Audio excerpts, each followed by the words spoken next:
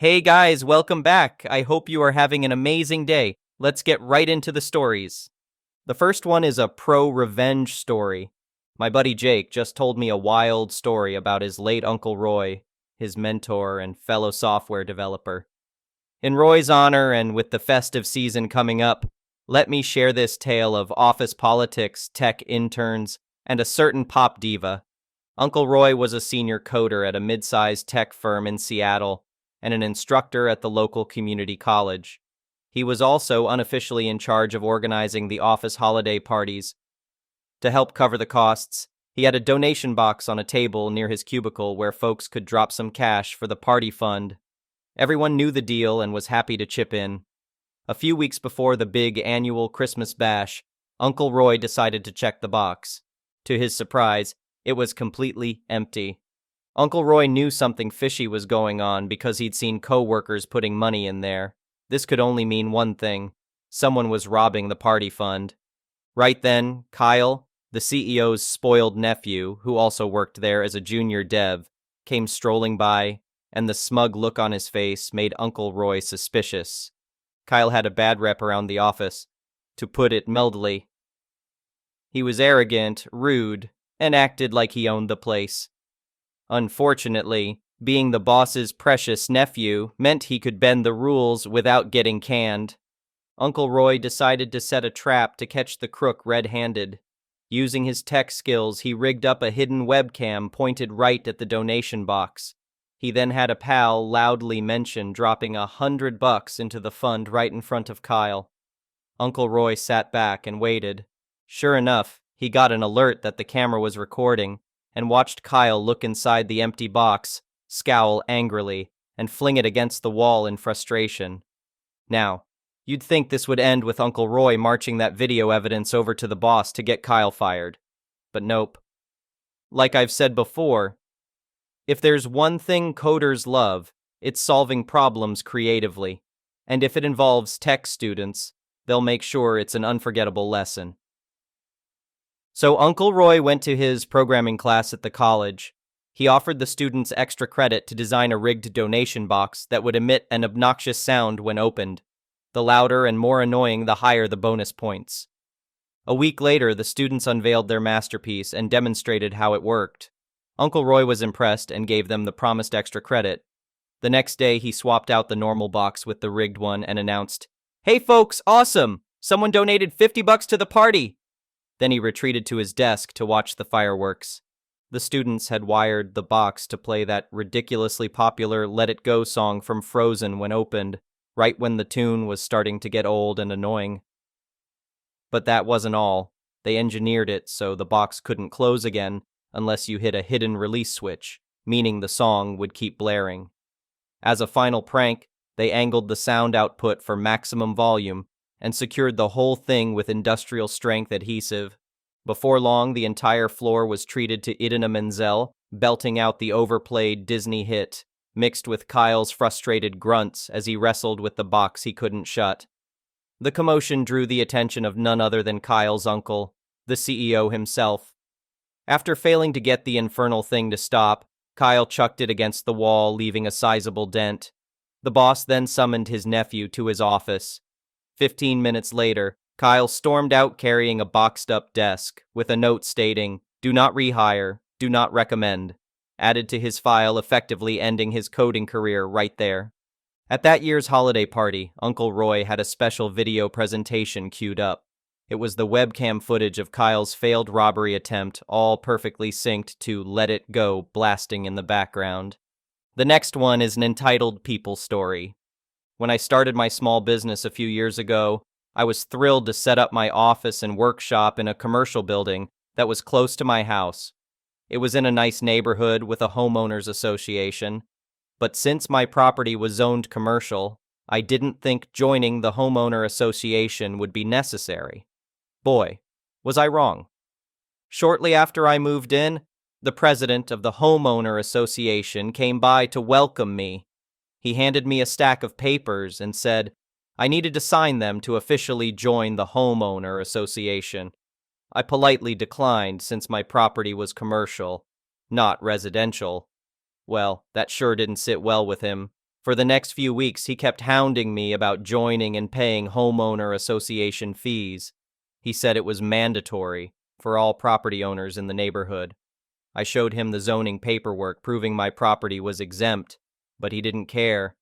Things escalated when I started getting letters from the homeowner association's lawyer claiming I was violating homeowner association rules by not joining. The letters threatened fines and other legal action if I didn't comply. Of course, I sent back my own strongly worded letters explaining they had no authority over my commercial property. I thought I had settled the matter until I arrived at work one morning to find half a dozen homeowner association officers waiting for me in the parking lot. The president demanded I let them inspect my property for violations. I refused and told them to get lost before I called the police. Unfortunately, that didn't deter them.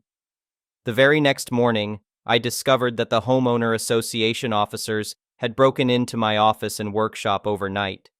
They had jimmied open the locks and rummaged through all my files and equipment. Some of my tools and inventory were damaged or missing entirely. I was absolutely livid. I immediately called the police to report the illegal breaking and entering. Thankfully, I had installed security cameras weeks before when this whole homeowner association dispute started. So I had video evidence of the homeowner association officers forcing their way into my property. When the police arrived, I showed them the camera footage and damage done to my office and workshop.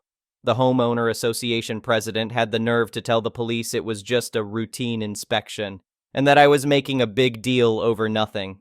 Yeah, breaking into private property sure is routine. The cops weren't buying the homeowner association's excuses, especially with the video evidence I provided.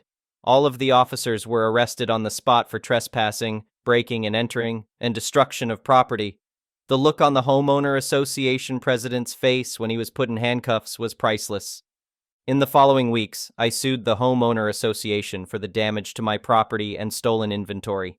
My lawyer was confident we had an airtight case, given the ample documentation and video evidence. We ended up settling out of court with the homeowner association forced to pay me over $75,000 in damages. The homeowner association president also got his comeuppance. Apparently, other neighborhood residents had complained about his bullying tactics, trying to force them to join the homeowner association against city zoning rules.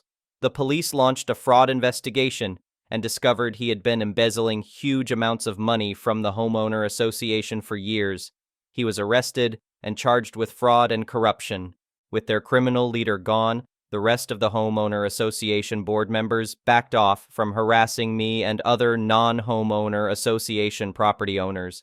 I heard through the grapevine that many residents who had reluctantly joined the homeowner association under pressure promptly quit once news of the embezzlement and arrests came out. The homeowner association is still around, but it's a shell of its former self, with most members resigning after learning what a crooked scam it was. They finally got the message that I and other business property owners made very clear from the beginning. They have zero power over commercial properties that aren't part of their little club. In the end, I was satisfied getting some justice and seeing the corrupt homeowner association president taken down a few pegs. My business has thrived now that I don't have them constantly harassing me and trying to interfere with my operations. I'm just glad I stood my ground from the beginning, instead of caving to their unreasonable demands. The security footage and legal threats definitely paid off. The next one is a petty revenge story. So this happened about 1.5 years ago, but I recently heard the news on how far my revenge went. I was a Navy enlisted service member and was stationed in Yokosuka, Japan, for a few years before I got transferred back stateside. I worked in the main hospital that cared for service members and their beneficiaries. It's a small hospital, so everyone knows everyone. Shortly after I left, I caught wind of a new physician officer working in the radiology department. My friends would say he's horrible to work with, but that's nothing new. However, someone saw him print a letter, and he left it on his desk and took a picture of it and sent it to me. He's requesting to move from enlisted housing to officer. Edit. Found out it's not a private letter. He did actually send it to housing, and most of the housing is run by enlisted members. For context, military housing is available for those who are married, have a family, or are qualified based on their rank, and depending on the military base itself. Typically, officer housing is much nicer than the enlisted. In Yokosuka, housing is basically the same all around because it's overseas. But most of the housing are apartments, and each apartment complex is called a tower, for example, Fuji Tower. There are 9 towers and 2 are for officers since enlisted members outnumber officers by a lot. Now, one thing about the military, crap happens. When getting stationed, it is the active duty member's responsibility to either apply for housing on or off base before arriving, depending on what is allowed. If there is limited space and you don't apply for housing on time, then you get put where there is space. So our new officer got placed in an enlisted tower. Mind you, enlisted members have families of their own, and other officers have been placed in enlisted housing before without an issue. Here are some quotes from his letter, and yes, this guy has a PhD. I have many valid objections to living in a building of almost all enlisted, and even many lower enlisted, being an officer. There is a lot of crime, violent actions, drug use, and alcoholism that happen in enlisted housing. There are also sexual assaults and other perverts. I have a good-looking family, a wife, and 2 daughters aged 3 and 4. They are prime targets to be victims for these enlisted deviant activities. My family should be safe in housing that is with officers. Officers are much more respectable, and these types of deviant activities are incredibly rare compared to the deviant activities of enlisted being commonplace. Other officer families will not want to visit us because our family lives in enlisted housing. My children need to make friends with other officer children. My wife needs to make friends with other officers' wives. I need to make friends with other officers. Forcing an officer to live in a large apartment building with almost all enlisted is unethical. You get the idea. So this guy basically looks down on all enlisted service members, assuming every single one are drug users, perverts, chas, pedos, criminals, etc. The kicker? He was an enlisted army member before going to officer school. In civilian terms, think of a manager that discriminates and calls all of his subordinates criminals, violent, alcoholics, pervs, drug users, etc., based on your job position. Forgetting that some have a family and maybe aren't any of those things. And he not only has the authority to ruin your work life, he can ruin your personal life, deny days off, make you stay late, write you up if he doesn't like you, and not letting you promote. Safe to say, everyone was pissed, and I have nothing to lose. I was separating soon and figured I'd have some fun before I get out. I created a burner Facebook account and posted the letter and the officer's picture on a popular military enlisted group page. Within 2 days, it spread like wildfire. But I wasn't done yet. The military has something called challenge coins. Think of trading cards, but custom coins that come in many shapes and sizes. I designed one with his face and a big middle finger on the back. On top of that, I designed stickers to show how proud US deviants are. Other coin designs came from other people as well, but so far I think mine was more popular. I sold over 70 coins to the initial person who originally sent me the picture at a huge discounted price so she can sell them for a profit for herself. So the officer's face is everywhere because most people keep their coins displayed on their desk. No matter where the officer went at work, he would see his face on someone's desk. And since it didn't have his name on the coin, can't officially say it's him. I sold more stateside and even some got sent to Europe. I made about $3,000 overall, which was nice. The story even got featured on the online naval newspaper and on 2 popular YouTube channels. And if you're military, the only time big military care is when it's too big to sweep under the rug. This story got the officer sent up to captain's mast, which is like Navy court. He tried to say his wife was the one that wrote the letter, but no one is buying it because her writing style is way worse. She even tried to take the fall, but no one believed her. They both ended up deleting all social media. Due to this, he got served 3 UCMJ articles, which basically are his offenses. But there's more. When you're in the military, you have a deadline on how long you can be a certain rank. If you don't pick up, then you're kicked out. And because he's new and got served UCMJ articles, He won't be up for promotion and therefore was involuntarily separated. Also, the officer program he went through pays for his PhD. When the military pays for your PhD, you have to serve 10 years to pay them back. If you don't complete 10 years, you have to pay the military back with money instead of time. So he lost his job and now has to pay back the military for his PhD.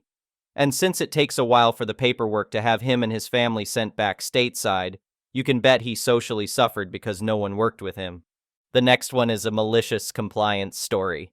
When I was in college, I used to work for my local movie theater. The job was amazing most of the time. You had a lot of freedom from the managers if you did your job right.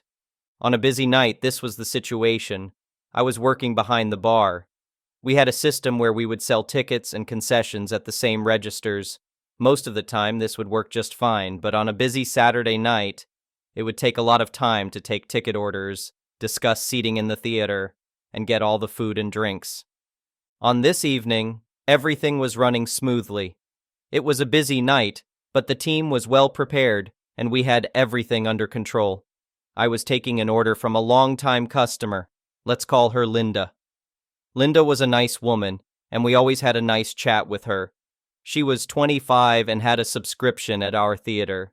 This meant it would show her picture on the app with her date of birth and a QR code. This way, we could see that the person was old enough to see the movie. Linda was ordering some nachos and 2 beers. Now I know that Linda is well above the legal drinking age, in my county 18, and had already scanned her QR code. You would get points for free stuff when you bought drinks and food. I already knew her age was all right, so no reason to ask for any form of ID. So I'm here getting the order ready, and when I say the total to Linda, a lady behind her, let's call her Karen for obvious reasons, starts yelling, "Karen, you didn't check her ID!" Linda looks over her shoulder, probably wondering why this woman is meddling, and turns back to me. "Do you really need to see my ID? I could grab it if you want to?" So I'm here thinking, Karen should STFU and mind her own business. Me. No need to, Linda. I know you're older than 18 and it also says so on the app. Karen. No, you need to check it. You need to check everyone that buys alcohol. Me. Miss? I already verified her age and... Karen. No, only a legal ID or passport is good to verify age. Sure, this is the case in a normal situation. But when a customer has a subscription at our theater, they already have to verify their age and name with a legal ID. So we accept the app as a legal form of verification. At this point, I'm already losing my patience. Why is Karen meddling in this situation when Linda is clearly over the age of 18? Me. Miss, thanks for bringing this to my attention, but this woman is a loyal customer, and we already know her age because... Karen. No! This is unacceptable! And you should check her ID! I'm really starting to get annoyed, and Linda is noticing as well. Luckily, Linda is a chill woman and smiles at me while grabbing her ID. Linda. Here it is, all good, right? Me. Sorry for this, and thanks for showing. It's still not necessary, though. Linda. No problem at all, and good luck with her, she says while smiling and giving me a wink. I finalize the purchase and get ready to enjoy serving Karen. Karen has a major attitude, and the order takes ages. She doesn't like the seats and changes them a couple of times. She also demands a student discount, which we don't have on Saturdays, and she is clearly older. Finally, she orders her food, and last but not least, she orders a red wine. This triggers me instantly. I'm standing there with a big smile on my face like a kid in a candy store. You all see where this is going. I grab the wine and put it on the counter. Then I say with my most polite voice, Me. Can I see your ID, miss? Karen. Excuse me. Me. Well, miss, as you pointed out to me, I should check everyone for ID. Karen. Well, I'm obviously older than 18. Sure, Karen wasn't looking anywhere near 18, but she didn't hit prime Karen age either. I would say she was in her early 30s, but with all that plaster on her face, she could pass for a 25-year-old. Me. Miss, the woman I asked before you was well over the age of 18. You insisted I follow the rules.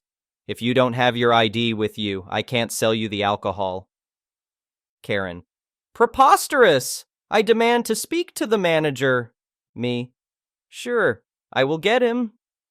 Now the manager this evening was Bob. Bob hated types like Karen, and I knew he would stand by my side. So I go grab Bob and inform him of the whole situation. When I explained it all, Bob smiled at me with a huge grin on his face. Bob, let's go have some fun. So Bob walks with me to the registers, and Karen yelled the whole story. Bob listens carefully, and then reminds her of the rules, and she needs to have some ID or she won't get her wine.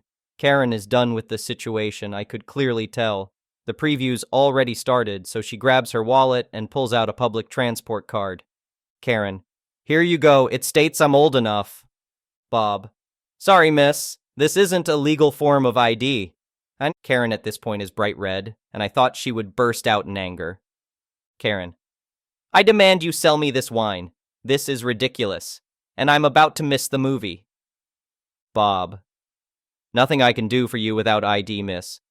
I should also note that when the previews are over, usually after 15 minutes after starting time, we can't let you go inside the theater because this will cause a disturbance for the other visitors. At this point, I wish I could have taken a picture of Karen's face. The utter face of defeat was amazing to see. Karen, fine, just keep the wine. I'm going to see the movie and then I'm never coming back here. Bob, that's a shame, miss. That will be XXX, please. After the whole incident, I got a compliment from Bob for sticking to the rules and for defeating a Karen in her own game. The next one is an entitled people story. I work part-time at a community center fitness area. Most of the time, the people are lovely. We have regulars, and it's nice to see them. They work out, they clean up after themselves, they leave. It's great. Some days it gets annoying. The community center is directly attached to a local high school. The very nice pool often holds high school swim meets and water polo matches and whatnot. To get to the pool observation deck, one must cut through the said fitness center. On a game or meet day, a lot of people who normally wouldn't have access to our very large, expansive gym with super expensive equipment can suddenly be in the building and causing all kinds of trouble. I only mention this because you have to be extra careful to enforce rules on these days in case some stranger decides to try and deadlift 400 al-diris and breaks a fibula or something. This was one of those days. Mr. Karen is a fellow I've never seen. No biggie. New member, perhaps. Day pass, maybe. He has a small child with him. My estimation is the child is 5-ish. The man is in jeans and a sweater. This seems strange, but who the hell am I to judge what people exercise in? Our rules pretty explicitly state that children cannot use any equipment unless they are above age 14. From 8 and above, they are welcome to use our track as long as a guardian is in the building. The man and kid are on bikes. To be fair, the kid isn't being a twat. That happens a lot too. Kids will run in like psychos and try to use a rower and inevitably squish a finger or drop a weight. So props to him, I guess. I walk up and apologize and tell him the kid can't be on equipment, but he is more than welcome to use the track. Mr. Karen loses his mind. MK. Why? He's not doing anything. Me. You're right, but it's our rules. I'm sorry. Kids have to be older than 8 to use our track unsupervised, but he can't be on our equipment. MK yelling now. How do you know he's not 8? Me, looking at him like he's nuts. What? MK. You assumed his age. I can do whatever I want. Me. I did assume. I'm sorry. He certainly isn't over 14, so he can't be on equipment. He asks for my manager, who tells him the same thing, and says this classic line, I don't pay $1,000 a year to be a member here for you to tell me what I can and can't do. He then asks for the Parks and Rec City manager's contact. We give it to him. He tells me to F all the way off and he leaves. Later, I tell my other boss about this. They go down to registration to see who this dude is. Turns out, not a member. They have no record of it. Most likely came to watch water polo, so he freaked out and lied to try and get his way. He sucks. The next stories are a compilation of some of the best stories we have read over the years. Please sit back and enjoy. The story is titled, Complain About Something That Has Nothing to Do with You? Allow me to correct it. I, F, 5'10", work in a parts department. We have a technician here, M, 5'2"-ish, who is a miserable human being. A bully to anyone and everyone. Consistently rude for no reason, demanding and demeaning. Our department is under massive construction. As such, we have very little storage and the department is a mess. No trip hazard, but cluttered. I've worked hard at keeping floor space safe and clear, as I'm going to be wheelchair bound shortly due to reconstructive surgery to fix a lifelong problem with my feet/legs. Now, this doesn't directly affect him, as no one other than authorized parts personnel are authorized in our storage areas. This technician has been horrible, especially to me, especially since construction started and we are short-staffed. If we don't have parts immediately ready for him, he yells and swears. He complained about the mess, and now I have to have every part on a shelf. Cue malicious compliance. Everyone in my department is around my height. We also have very tall shelving units. We never use the top of the units. I've now moved every common part needed by technicians to the top of our shelves. By stretching, all parts personnel are able to easily reach these parts. I've also gotten the rude tech exclusive permission for him to be able to come back and grab parts. The finale. We have a stepladder, hollow metal tube type. This is supposed to be for parts use, but rude tech constantly steals it, leaving it outside or where it shouldn't be. He hates asking for it and refuses to ever accept or ask for help reaching things. Remember the aforementioned construction? Well, we're pouring concrete today. The construction workers were more than happy to fill the hollow tubes of the ladder with new concrete. So now I get to watch this jerk, who's made his toxic masculinity everyone else's problem, lug this 60-pound ladder around, all because he couldn't just be a decent human. The next story is titled, Steal. Guilt is torturous. Anyone who works retail knows that shoplifting is a major problem. Depending on the company, how and when you can confront a shoplifter can vary. I'm a shift supervisor for a retail drugstore chain. This day one of my employees, Emp, unlocks the bathroom for a kid who looks to be about 10. A moment later, she hears paper ripping through the bathroom door. She could not enter due to her being female and a customer in the men's bathroom. After the boy leaves, Emp enters the men's bathroom and finds an empty Pokemon card box. She reports the box to me and points out the kid in pharmacy with his mom. Due to the circumstances, I feel the proper criteria and requirements have not been met for me to report the boy to his mom. The company has some strict policy about confronting shoplifters and has fired people for not following policy. I will not mention the policy here. However, I tell Emp that we are going to guilt the boy. If he is innocent, our plan will have no effect on him. If he's guilty, he's going to hurt. Part of working retail is to casually approach customers asking if they need help. I notice the boy and his mom browsing the vitamin aisle. I give Emp the box and tell her to go give them the casual customer service. Emp does it, and the boy freaks out, quickly saying, "They're fine and don't need anything." You could hear the fright in the boy's voice. I then see the boy and his mom in pharmacy. The mom is on her phone with what sounds like her insurance company. This usually means she's here to pick up a prescription, but there's a problem with the insurance. They'll be here for a few hours. My main task that morning was inventory. I would be walking all over the store for a few hours with my handheld, finding and counting certain items. We also have a device that plays security messages over the intercom. Press a button and a certain security message will play. We press it whenever we see a potential shoplifter, and randomly every 15 to 30 minutes to scare away potential shoplifters. I decide to carry that device, along with the empty box, with me. I go along doing my inventory. Whenever I walk past the boy, I make sure the box is in my hand closest to him. Sometimes I spin it on my finger. I wait the 15 to 30 minutes to press the security button, but I wait as I'm approaching the boy to press it. Every time the boy sees me, he gets the look of fright on his face. After about an hour, I see the boy whining to his mom about him being bored and when are they going to leave. The mom hands him some cash to buy some snacks. I inform my front cashier, FC, about the boy and hand him a Pokemon toy. FC places it on the counter, appearing as if a customer just left it there. When FC is ringing the boy up, he accidentally picks up the toy and asks the boy if it's his. The boy says no. FC later told me that the boy turned pale white and started shaking just at the mention of the word Pokemon.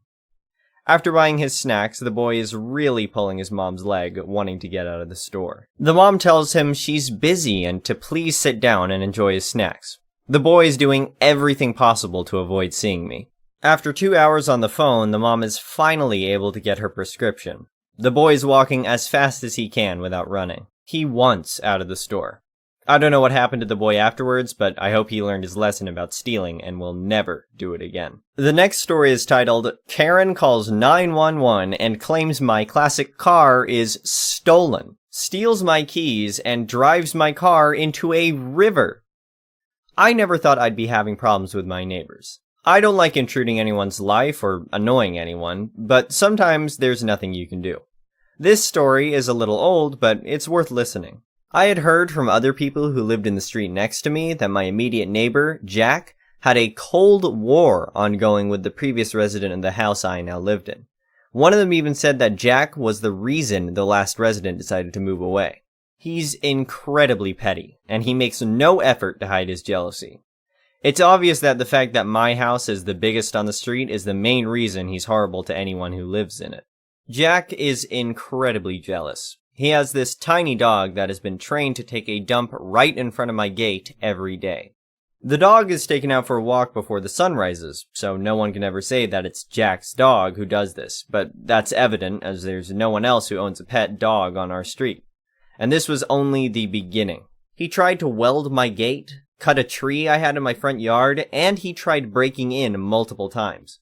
I saw him peeping through the gate, and he even tried scratching my car. But I was always paying attention, and I knew that's how Jack was. And I made sure I never screwed up in front of Jack in any aspect whatsoever, which wasn't very hard because I lead a straightforward life and everything that I own is because I worked hard for it. Right after I finished my high school, I started hustling to make a name for myself in the game creating sector.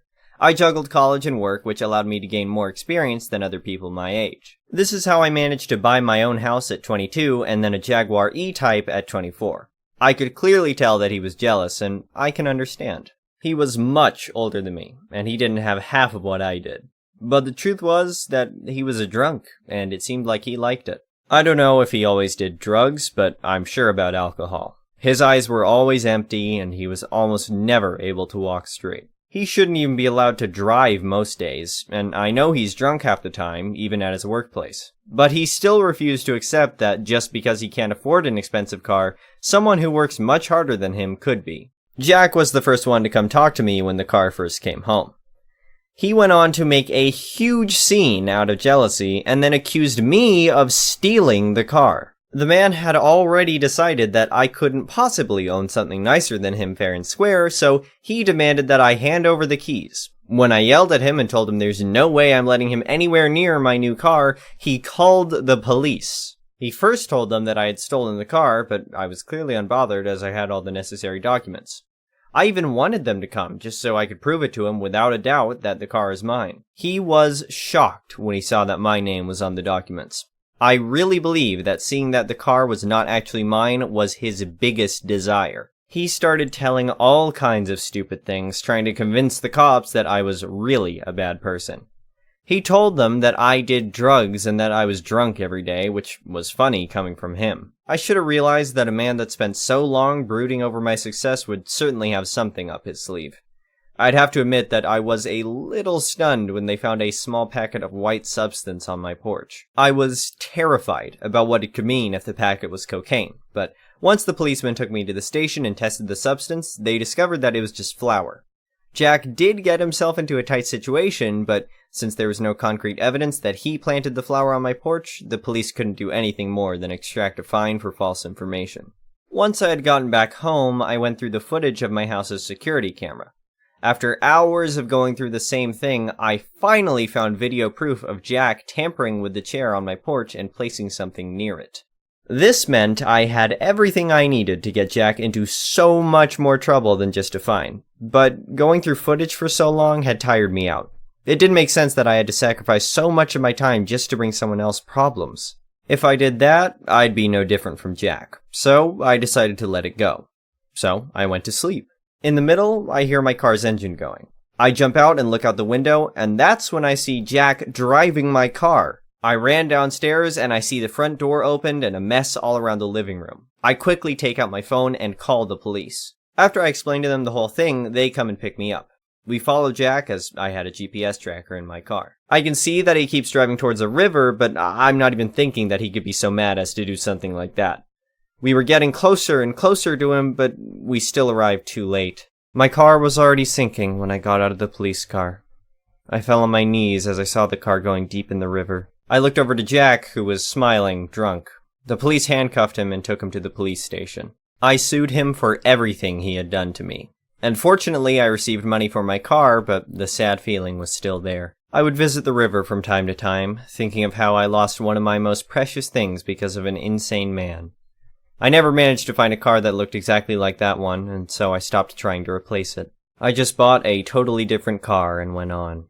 The only good thing was that Jack was going to be in jail for a long time. The next story is titled, A Poisoned Apple, a story from my days as a grad student in chemistry, late 1984 or early 1985. Reporting a revenge dispensed by another. First-year chemistry grad students shared a large multi-desk office that included a refrigerator for storing food. No chemicals.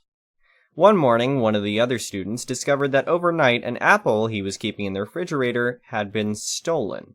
After asking around to determine that none of us had taken it, he devised a revenge. He left a note in the refrigerator saying, as best I remember it all these years later, "The apple you stole yesterday had malic acid in it. You messed with the chemist at your own peril." The next day, a night janitor reported to the health center stating that he had been poisoned. But no punishment was meted out to the grad student poisoner. Malic acid is the naturally occurring chemical that makes apples taste tart, and the apple had not been adulterated. You mess with a chemist at your own peril. The story is titled, She Should Have Been Nice to Me. I posted this on another subreddit, just want to know if I ever reacted. I'm a 23-year-old college student. Now, it's my second year in college. I was a C student in school, but now my grades are way better than before. Anyway, in my country, if a student wants to study in college, they have to get the MSAT exams, or SAT in other countries. And there's English, Math, Arabic exams. And we have to get the score the college wants in 2 years, or they will kick you out forever. So I've passed all the exams in 1 semester, and my score in the English exam was very high compared to the other students. It's my second language, and it's not perfect, I know. And since it's a small college, I know a lot of students I was with in some classes, and I have a good relationship with them. We help each other and all that stuff. And one of the students that I consider one of my friends kept failing in the English exam. So as a good friend, I tried to help her. And sometimes I was even missing classes for her. I know that's stupid. So last semester, it was the last chance for her to pass the exam, and I doubt she was even studying for it. So 1 week till the exam, and while we were studying, she asked me if I could take the exam instead of her. Some students did it and got away with it. So after thinking about it, I agreed to take the exam. She will 100% pass the exam, so that happened in college, in the student's room.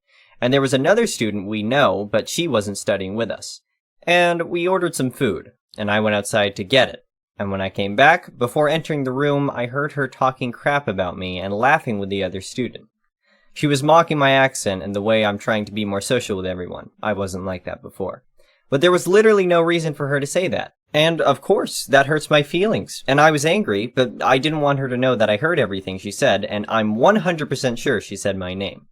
So, after a week before the exam, I told her to bring me some coffee and donuts, because why not? I entered the exam room, thankfully no one noticed, and I was purposely answering the questions wrong, just random clicking sometimes. And when I finished and went outside, she was standing there holding the coffee like an idiot, and asked me how was it. And I said, "Congratulations, my friend, you no longer have to worry about the exam." Man, the smile on her face, lol. So, of course, she went home and didn't talk to me at all, because why should she? She got what she wants. Anyway, I didn't see her this semester since she got kicked out after 2 years of studying. The story is titled, I'll Taste It First. So, my ex-boyfriend was a lying, cheating piece of crap who gaslit me and took advantage of me financially. When I realized that he was cheating on me with multiple people, I hacked into his Grindr account, watched him arrange a sex date in our house, and showed up shortly after his date arrived. Walked in, asked his date if he fancies a threesome, he said no. Proceeded to ask if he, the date, wants a kiss, and the answer was positive. So I gave him a long, passionate French kiss in front of my ex. He got furious. I left. The next story is titled, Fire Me While I'm Sick? Say Goodbye to Books. So, I was working at an indie nursery, also known as a daycare, that was owned by a woman who I'll call Ursula. I've always loved kids, and I originally was going into the childcare field. I thought Ursula was a decent, understanding person, but I guess I was wrong. I've been sick with the flu for about a week. She knew this. We also had a team meeting, and I thought things were going fine. That was until yesterday. She texted me, asking if we could talk. She wouldn't go into detail until I let her call. She then said I wasn't a team player and made too many small mistakes.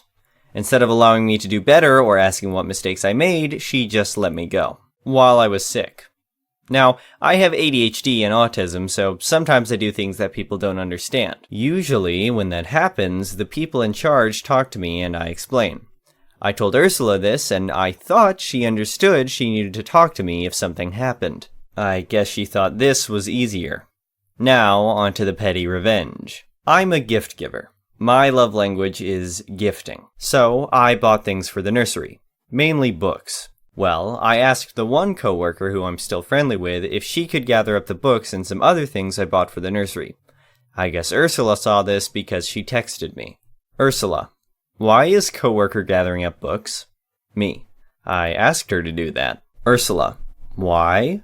Me. Because I bought them? Ursula, but you gave them to us. Me. Yeah, but I still bought them. You also never reimbursed me for those items. Ursula, can't you just give them as a gift? Me. No, why would I gift them to someone who fired me? Ursula, but what about the kids? Me. Oh, the kids you didn't even let me say goodbye to? The kids I loved and don't get to ever see again? Ursula, you're being dramatic. Me. I could say the same for you. Stop texting me. She tried texting me a few more times, but I ignored her. I'm letting my coworker, who has a little girl of her own, keep most of the stuff. The next story is titled, Shenanigans on the Office Bully. There was a lady at an office I used to work at that was just an idiot to everyone. She had a small group of 3 other women who constantly seemed to have a different target for their bullying. Unfortunately, it was my turn weeks after I lost my dad and grandparents tragically and unexpectedly. I wasn't in a good place mentally and clearly, they smelled blood in the water. Only a couple of people that I was close with knew details of what happened and were very supportive. But these grown-ass women would walk by my desk and very loudly say things like, I mean, if she's that miserable, why doesn't she just quit? Or, why does she always look like she's going to cry? The lead bully even approached me outside of work and told me that she thought it was disrespectful that I didn't smile at her when she walked by my desk. I just put my middle finger inches from her face and kept walking. She tried to get me fired for that. Anyway, the friends that I had there were pissed at the way they were treating me, but the HBIC worked for one of the big partners and was close to the office manager. No point in complaining to anyone. So, we hatched a plan to make the lead bully go crazy. We enlisted the help of several others who had a sense of humor and couldn't stand her and them. It's stupid really, but it was hilarious to us. We all made it a point when we were near her to sniff the air and make a face that something smelled bad. Sometimes give her a subtle look like it was her that smelled. The mail guy asked her if she smelled something when she dropped off papers to be scanned. We anonymously left an air freshener on a filing cabinet across from her desk. Little things like that. We kept it up for months, even after I left the job, and would enlist other people when the opportunity arose. We started noticing her smelling her armpits when she thought no one was looking, spraying perfume when she went to the ladies' room, keeping scented lotions on her desk, and maybe unrelated, but she took a day off to go to the doctor. I know it was just small, petty revenge, but it was fun getting in her head like that. The next story is titled, Don't Block My Car In. So, my wife and I live in an old Victorian-style house in a college town split into 2 apartments. Our 2-bedroom downstairs and a 4-bedroom upstairs. The first year, it was occupied by nursing students, who were great. They all finished their rotations and moved out, and we got a set of MBA students who were douches. At first we thought, oh, they're young, we'll politely complain when they don't clean up their dog crap, have a Tuesday night kegger, play COD so loud it rattles our windows, they'll figure it out and it'll be okay. Well, it wasn't. Their response to our requests were annoyance and non-compliance. which opened the door up for me to engage in passive-aggressive revenge tactics, and I have many stories from the year they resided above us. One Monday morning, after a raging party upstairs, I came outside to find my car parked in by the upstairs neighbor my wife had nicknamed Cunt Hammer, CH for short. Now, in the lease, we had exclusive use of the driveway. Upstairs, we're supposed to park on the street. However, they often parked behind us when street parking was scarce. So, I knocked on the door to get them to move the car so I could go to work. Only there's a problem. CH has left that morning on spring break vacation. He won't be back for 2 weeks. After I had recovered from contemplating exactly how much of a syphilis-ridden wanksock of a human being you would have to be to illegally park in your downstairs neighbor and then leave for 2 weeks, I rang the non-emergency police line and explained my situation. They tried to contact CH to no avail, so my legal recourse was to have the car towed to a legal vacant spot on the street at my own expense, which, given I had to go to work, was what I would have to do. While I was waiting for the tow truck, I hatched a mature and a juvenile revenge plan. Juvenile plan first. I got a bottle of DOT3 brake fluid and a rag out, and utilizing the extent of my artistic abilities, painted a big old cock and balls on the hood with a pew of pee going over the roof, and left it to bake in. The mature part of the plan came to fruition when the tow truck arrived. Our city has a penchant for street sweeping and tows cars enthusiastically when doing so. They had just put up signs down one side of our street notifying that they would be sweeping in 4 days. I reserved a spot that side of the road for CH's car and had the driver put it there. I let him in on the plan as he was contracted to tow cars for the city that day. He giggled a lot at my slowly emerging cock and balls artwork and said he'd try and pick up CH's car early, knowing that if he was away for 2 weeks, his company would be able to rack up a nice storage fee. The day came, and the tow driver who moved the car came straight to CH's car and towed it. I had dropped a note in CH's letterbox explaining, without being rude, that he had parked me in and I had to have his car moved at my expense so I could go to work. Cue him coming back and furiously pounding on my door. "Where's my ducking car?" he demanded. I explained I had moved it to the other side of the street into a legal car space because neither the police nor I could contact him. The city had swept the street last Thursday. They had towed it. He'd need to call the city. He stormed off, furious, only to return a few hours later. Apparently the combination of the city's fine, the tow fee, and 10 days storage totaled over $1,000. And his car had been hilariously vandalized at the tow yard. He demanded I pay. I politely declined, suggesting that he might try small claims court if he could demonstrate I'd done anything I was liable for. He never took me up on the offer. The artwork had come out great. The car had been left in the rain, so the giant prick on the hood of his beat-up Civic had rusted in. Apparently, it even earned him the nickname Prick Wheels in class. The next story is titled Revenge for a Nightmare Year. When I, 27M, was 18 years old, I was a cook at a pub. I worked with this 30-year-old man who was also a cook. He used to bully me a lot. He was the new cook who was quick to condescend me, make fun, and just wasn't nice to me. And only me. He treated everyone else respectfully. I worked with him for a year, and every day was the same. I started dreading going in. He would brag a lot about his Japanese imported knife, and he got me to clean it for him. I ended up dropping it by accident, and he blew up at me, calling me names, and harassed me more than usual for the rest of the day. He also bragged about his Volkswagen Bug. He loved that bug. I talked to my boss about him, so he scheduled us to not work together. I worked morning shift and he worked the night shift. I couldn't completely get away from him because we had to work together when transitioning from morning to night shift. One day, I was just ending my morning shift and he was starting his night shift. Before I was leaving, he pretended to stab me with his knife. I was shocked and told him not to do that. He laughed at me and thought it was funny. I got mad. That was the last straw. When I got home, my mom and her boyfriend knew I was mad, and they asked what happened. I told them, and my mom's boyfriend had the idea to grab dog poo from the backyard and smear it on his Volkswagen door handle and vents. In a fit of rage, I was willing to do anything to get a little revenge for the past year. At the time, the idea sounded brilliant. So, I grabbed a plastic bag, picked up the poop, and drove to his car. I smeared his door handles and vents and took off back home. The next day, everybody at work heard the story and asked if it was me. I denied everything, and nobody could prove it was me. He left me alone after that, and I quit shortly after. The next story is titled, Stop Browsing Porn. Back in the late 90s, I worked for a small construction company as the office manager. My background was as a computer programmer, and this was the job I had when I finished school. The owner of the company hired his son to be the company's safety officer. A very non-strenuous job if everything was being done properly, and as far as safety went, he was good at it. But most of the time he spent sitting in his office browsing the internet, or, in his case, porn.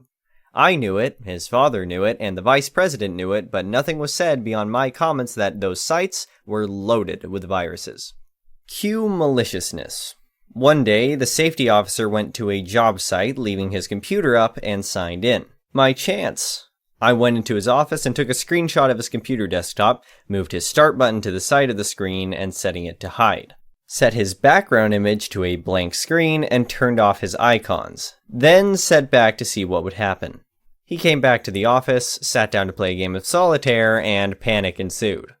I let him worry over it for 10 to 15 minutes before I came in, looked over things, and proceeded to read him the riot act over how he had been told multiple times about going to those sites, especially on his work laptop. About that time, his father, the company owner who was in on my scheme, asked what was wrong. I angrily explained that his son had gotten the ID10T virus by surfing porn sites, to which Dad read his son the riot act. We let him stew for a couple of hours while I worked on his laptop, played solitaire, occasionally muttering loudly what a dumbass he was, couldn't follow instructions, etc. Finally, I brought his laptop back to him, saying his system was toast, to which his father replied that it was coming out of his pay. The look on his face was priceless. Then, I sat it down in front of him, everything running perfectly, and a new high score on solitaire showing on the screen. I miss working there. Unfortunately, the owner sold the company to a third-party management firm that ran it into the ground and sold everything it could and shut the company down. The story is titled, Can I Get Some Love from This Sub for This One? Hi guys, I'm a teacher and times are tough for us. I'm going to keep specifics out, but I would really appreciate some love if possible. It's been a rough week. A few years ago, my teaching department, 4, including me, kind of ganged up on me. Decided I didn't fit into their friend group or whatever and started talking crap and whatnot. I work in a high school, so I was used to this, but it usually came from the kids. Not going to act like I wasn't hurt, because I was. I thought of these people as friends, and they were being petty and rude. Many comments were made about how I was a bad teacher, etc., but after being mad, I tried to move on and consider them coworkers instead of friends. About a year ago, the state announced a new incentive for teachers. If you achieved this ranking from the state, you got a monetary bonus for the next few years and could obviously add the title to your resume. I decided then and there to work my ass off to get the title. I wanted to prove to my department that I was a good teacher. Obviously, I had money and achievement to gain too, but I really wanted to be the only teacher in my department to get it, so they couldn't argue with it. So, I worked. I put in the hours, and I did everything required. We all worked for it. It's a lot of stuff to do, but I had a childish part that wanted to do it better. Anyway, the rankings came out today. I scored highest in my department, and only one other one got the bonus. The two that ran their mouths the most about me, they got nothing. Obviously, they are now pissed and saying that the system is screwed up and yada yada yada. I know it's not so much revenge, maybe, but I did it, and they didn't. Today, I won. I hope you all get your win too. The story is titled, Am I the a-hole for sending my daughter to her room because she farted at her family dinner? My daughter is 14 years old. I'll call her Rosie to maintain privacy. She's the middle child of 4 kids, with my oldest sons being 16, 18, and youngest son is 10. She's my only daughter. She has high-functioning autism and is starting to model some of the boys' behavior and to the next level. She has some sort of a fart fetish. She laughs at farts, looks up every fact on farting, including foods that trigger gas, etc., watches fart pranks on her iPad out loud, all without any regard to the context of the situation. I wish I was joking. I have taught her and our sons table manners. I've been teaching them and reinforcing them since they were little. They were told to say, "excuse me," when they belch, cover their mouth when they cough and sneeze, close their mouth when they eat, very basic table manners. Some of these things I tell her each time, it's like I told her the first time. Their grandparents, aunt and uncle, and their younger cousins were invited over to our Thanksgiving dinner. I set expectations with the entire family to be on their best behavior and leave topics regarding bodily functions out of the dinner table. Dinner underway, she gulped down a cup of lemonade and then proceeded to belch a few times, which the family turned to gaze at her. I reminded her to say, "Excuse me," and hold in her burps. In the middle of a discussion with the rest of the family, she passed gas and giggled. The entire family looked at her direction with stern gazes and some jaw drops. It was after the third time I threw my hands and shook my head at her, telling her to go to her room and that her actions were disgusting, rude, and not ladylike, and she needs to excuse herself to do that. Her father smirked a little and some of the little ones giggled, which I told them, enough. It's not funny. My daughter apologized and stated that she will be careful, which I then responded that she had the multiple times you belched, smacked during the entire dinner, and farted, she had more than enough time to correct herself. This is unacceptable to be doing this behavior when people are having a meal, and I raised her better than this, and we will have this conversation later, and for now, go to her room. She went to her room in tears. After a conversation with my daughter with the behaviors, she apologized again and said that she was trying to make everyone laugh and didn't expect people to get mad. I did remind her that it was actually rude and she's expected to not do that again with company over. After a conversation with my husband, who passes gas very casually, thankfully doesn't do it with company over, he said that I was being too harsh on her and it was just a fart, which I did call him out on him smirking at dinner and stated that she modeled her behavior from him. A part of me agreed with him and thought I was too harsh on her and made a big deal over nothing. Was I being too hard on her, Reddit? Am I the a-hole? Comment said, not the a-hole. After a conversation with my daughter with the behaviors, she apologized again and said that she was trying to make everyone laugh and didn't expect people to get mad. This right here is why I came to this decision. You need to make sure she understands that there is a time and place for everything, and very often what she finds hilarious may be very offensive for someone else. With your husband giving you crap for it, I'd say turn it back on him. Ask him how he'd feel if he was at his parents' funerals and someone rudely farted in an effort to be funny. I know that's a harsh way to put it, but it seems part of the issue is your husband doesn't seem to grasp how offensive that behavior can be. Another comment said, not the a-hole. Some people think farts are funny, some don't. In my opinion, it is never funny to fart, or hear, or smell a fart when at a dining table. So, I don't think you are the a-hole for telling her to stop and sending her away from the table, because, as you pointed out, she had numerous chances to contain her belches, but she didn't, and she chose to up the ante and fart to get attention. Pure and simple. And by calling her out like you did, it has her attention. Negative attention, but attention nonetheless. I think you could have corrected her differently in a way that she would remember, but without seeming so harsh. Neurodivergent or not, I'm sure she knew it was wrong and simply kept misbehaving until she was the focus of attention. You also need to get your husband on board to model appropriate behavior, since she seems to be following in his farting footsteps, and even if he conforms, he needs to not smirk or laugh at all, because that encourages her misbehavior. The next story is titled, Am I the a-hole for telling my fiancé's family that he's unemployed after they kept implying that I was a gold digger? So, my fiancé, M, 33, comes from a well-off family. I, F, 29, come from a working-class family. My fiancé's family are nice, but they can't help throwing comments at me about how I might be a gold digger. For example, if he buys me something, they'll go, "Oh, Jason bought you that?" You know what this looks like, right? And or, wait, Jason paid for this? Only gold diggers make their partners pay for stuff all the time. Just saying. It's so demeaning, and my fiancé does nothing to stop it. Especially now that he's in a bad place in life after he lost his job. And since he's keeping it secret then, I'm the one paying for everything. This has been going on for 4 months. Last week, his parents invited us for dinner, and he insisted that we go, so we went. At the dinner table, his mom grabbed my hand, literally while I was eating, and looked at my bracelet and went, "Oh, this bracelet looks really nice. Did Jason pay for it?" I nodded and reminded her that he bought it for me as a birthday gift last year. She was like, wonder how much it costs. She then leaned back and said, "You know, I remember when my brother was dating this gold digger woman. She'd receive expensive stuff like this," pointing at the bracelet here for her birthdays. I was stunned. I cut her off and asked if she meant to say that I was a gold digger. She threw her hands up and went, "I mean, if the shoe fits," while laughing awkwardly. Silence took over. I looked at my fiance and he shook his head at me like, "What?" I snapped. I told her it was bold of her to imply I was a gold digger when I'm literally providing for her unemployed son, have been for 4 months now. They all looked shocked. She glanced at me in shock, and his dad asked if it was true, and my fiance just froze but looked so angry. An argument ensued, and dinner was cut short, and we had to leave after they started berating him. He had a rage fit in the car, just yelling and lashing at me. In my defense, I said that he sat by and let his mom continually imply that I was a gold digger, but he said that they never outright called me a gold digger, so it was all in my head. He said I still had no right to take advantage of his unfortunate circumstance to get back at his mom and expose him to the family. His parents went on about how disappointed they were, and now, as a result, he got disinvited from Thanksgiving.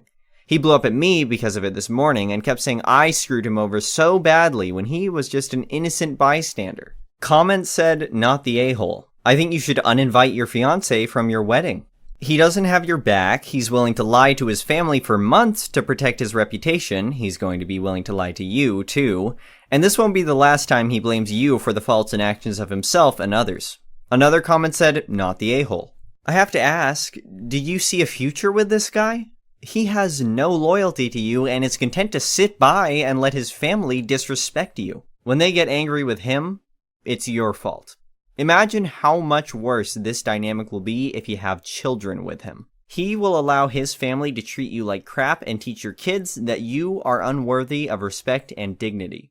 I'd toss him before he makes your life a misery. The next story is titled, "Am I the a-hole for telling my mother that she and her step-grandchildren are not part of my family and are not owed money?" My mother had me with a sperm donor. He was someone she knew who was willing to let her have a child to raise herself. When I was 12, Mom met her husband. Her husband had a 17-year-old daughter at the time. Her husband and his daughter were dicks, and Mom threw me in the deep end, and she thought I'd see this dude as my dad because I never had one before. Even at 12, I knew a guy who commented on how I didn't smile like a girl should, and who commented on my weird interests for a girl was never going to be worthy of being called my parent, let alone my dad. His daughter taunted me for having no dad, and for not being cute enough when my donor didn't fall in love with me and decide to be my dad.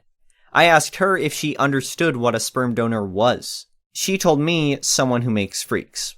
When I was 16, her husband's daughters moved back in with her boyfriend and their kids. I was then forced to babysit after school, and sometimes on the weekends because they either couldn't be bothered or nobody wanted to pay. I did the bare minimum of babysitting, and I did not grow attached to those children in the townish years I babysat them. I wanted nothing to do with babysitting them, but figured I could at least game when home with them rather than being grounded. I moved out and cut my mom off because she chose a husband who was a dick to me and kept me around him and his daughter, who was also a dick to me. I have nothing to do with any of them. A few months ago, my sperm donor died, and I learned he left all his assets to me. It was a lot of money, and a house that I sold, which got me a lot of money. My mom learned about this via mutual friends, and she reached out and told me how much they have struggled financially since their house burned down 2 years ago. I had heard about that at the time, and how her step-grandkids are looking at a really bad Christmas, and how great it would be if I, as their aunt, her daughter, and part of the family, bought gifts for the kids. I told her she and her step-grandkids are not my family, and were not owed any money from me, and that I would like it if she did not make me change another number. She called me on a business number I have. She asked me, how could I be so cold? And even if I resent her, how could I say that about the niece and nephew I spent every day with for 2 years and who looked up to and adored me? Am I the a-hole? Comment said, "Not the a-hole." All of a sudden, out of the blue, your mom contacts you after she conveniently hears about how you came into a lot of money courtesy of your sperm donor. I'm guessing she hasn't tried to contact you prior to this. How her step-grandkids are looking at a really bad Christmas, and how great it would be if I, as their aunt, her daughter, and part of the family brought gifts for the kids. Jeebus, lay it on thicker, Mom. So she was willing to submit you to years of mistreatment from your stepsister and stepdad along with her, but as soon as you come into cash, you're part of the family. Convenient. She asked me how I could be so cold. I'd ask her how she could have stayed with a man and his daughter who treated you like such crap over the years. How could I say that about the niece and nephew I spent every day with for 2 years? Well, considering you were forced to babysit for them by your family, I think you've given them enough over the years. Maybe total up the cash they saved by having you watch them for your sister and her BF. Good on you to stand your ground, OP. Use the money on you, not on people who wanted nothing to do with you until you all of a sudden came into money. Another comment said, not the a-hole. Isn't it amazing how people who treat you the worst suddenly become such devoted family members when they want your money? I'm very glad your dad remembered you and left you a legacy, and I hope you made solid arrangements with it for your future. One hint. If you haven't yet, please get a will written immediately. If you don't, your mom may qualify as next of kin and be able to take it all if anything happens to you. Build your own future and family of choice and have a great life. The last story is titled Racist Against the Owner, the Cast. Me, EJ, entitled Jerk, and IS, Important Son. I work at a popular high-priced restaurant, and we get new employees often, but the owner, who is also the general manager, hired some new faces, and he put me in charge of them.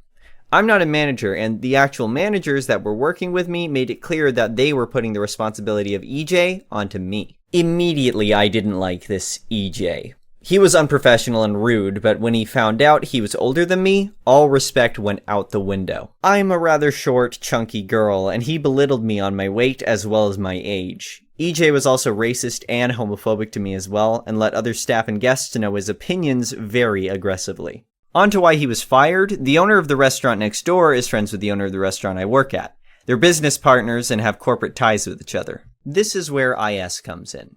IS is the son of the owner next door. IS, his father, and my general manager are on a poster in the back room. The family has owned restaurants for years. I don't know their race, but I know they're from overseas. I don't know where exactly, but I'm assuming Israel. Anyway, they have a thick accent, and sometimes it's hard to understand them the first try. IS walked in, and I had a difficult time understanding his accent, and after a few minutes of trying to understand each other, we got his order in. EJ got annoyed listening to my conversation and started making comments like, learn English, and mumbling while making ugh sounds. IS heard this and layered on his accent, making it even harder and playing it up while asking EJ questions about our food. EJ was noticeably pissed off and started yelling racist and anti-immigrant things at IS. He ended his rant with, if I was the owner, I'd ban all towel heads like you. IS perked up and in almost perfect English with little detectable accent said, I am the owner. EJ went off again, claiming how he was lying until he realized IS was one of the co-owners. You would expect an apology, right? One last-ditch effort to save your job? Not from EJ.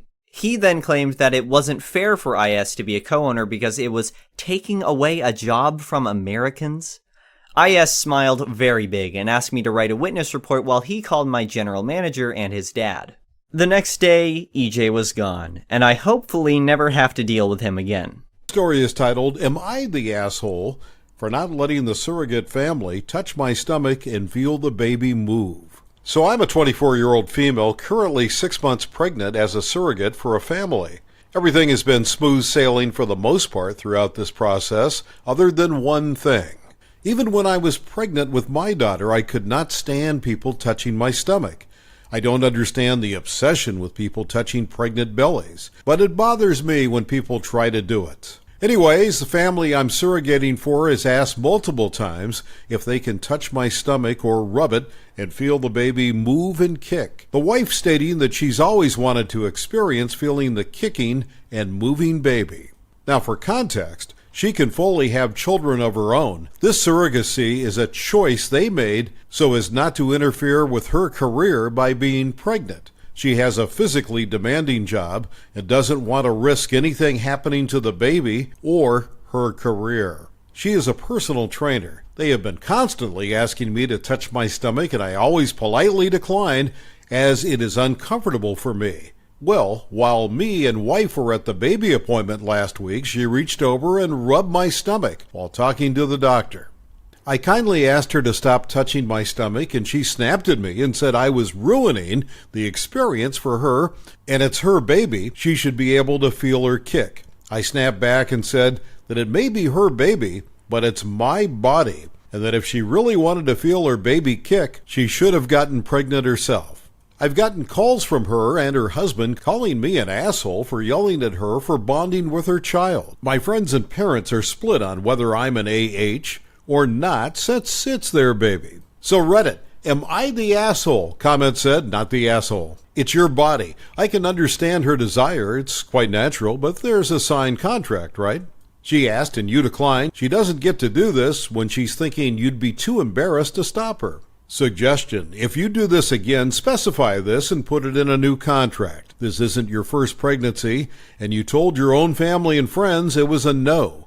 So you knew this. Another comment said, not the a-hole. There's nothing wrong with them wanting to experience feeling the baby kick, as this is their child. And there's nothing wrong with you not wanting to be touched. But your attitude is obnoxious. It's your body, your choice, but it seems dumb to not have realized that the parents would want to feel their baby kick as a way to connect and experience the whole thing. The next story is titled, Am I the Asshole for Calling Out Stepfamily's Dirty Laundry at Thanksgiving After They Criticized Me for Being Unmarried? I'm still getting crap from this from my family, so it's possible I may be a bit of an AH here. I'm a 29-year-old female. The players are my mom, stepdad, and 4 step-siblings, 35-year-old male, 37-year-old male, 40-year-old female, 42-year-old male, and their families. I'm the black sheep in that I'm the only one not married with kids, but that's my preference. I love living alone, I don't want kids, and having a partner just isn't that important to me. My family has been asking me when I'm going to get a boyfriend and settle down since I was 19, and the answer has always been, never. I was going to skip Thanksgiving, but my mom insisted that she wanted everyone home this year, if possible, so I went. It was the usual drill, but the youngest stepbrother and his wife are having another kid, so that was the big announcement. This was fine until the end of dinner. One of the relatives asked if I'm not anxious to have kids since I'm almost 30 and time is running out. I laughed and said, nah, I'm good. That led to one of the stepbrothers saying that every family needs an old maiden aunt, and some other comments I didn't appreciate. I said, let's move on, but my mom said, we're just worried about you. This is where I'm possibly the AH. I know all the family dirt, so I said, well, I'm the only person at this table that's not an alcoholic, a cheater, or constantly broke because I have more kids than I can afford. So I'm not the one to worry about. And that's how I brought Thanksgiving to a dead halt. But my texts are still radioactive. I feel like I was probably riding the line, and my mom says this has caused a lot of problems among the siblings, but also they kind of started it. Comment said, not the a-hole. Your family simply got back what they dished out. Your mom insisted you join them for Thanksgiving. That wasn't your plan or what you wanted, but you were a good soul and agreed. To make you feel welcome and happy to be with your family on a big holiday, your family started with the inappropriate comments and digs. Putting you on the spot with everyone watching, you asked them to stop, and then the mom who insisted on the family unity doubled down on the implied criticism. They played an unwanted family game with you and won unwanted prizes. On the upside, you may have a permanent pass from upcoming family gatherings. I'd take that as a win. Another comment says I'm going with not the a-hole because I think asking anyone about their procreation desires and then suggesting they're somehow wrong is incredibly rude and offensive. There's only so long someone can take that without biting back. The next story is titled, Am I the asshole for making my fiancé's family uncomfortable and playing dumb about it? I'm a 25-year-old male engaged to my amazing fiancée, Jessie, 24-year-old female. We met 6 years ago in college, and our relationship started off as friends, turned into more, and we got engaged 3 months ago.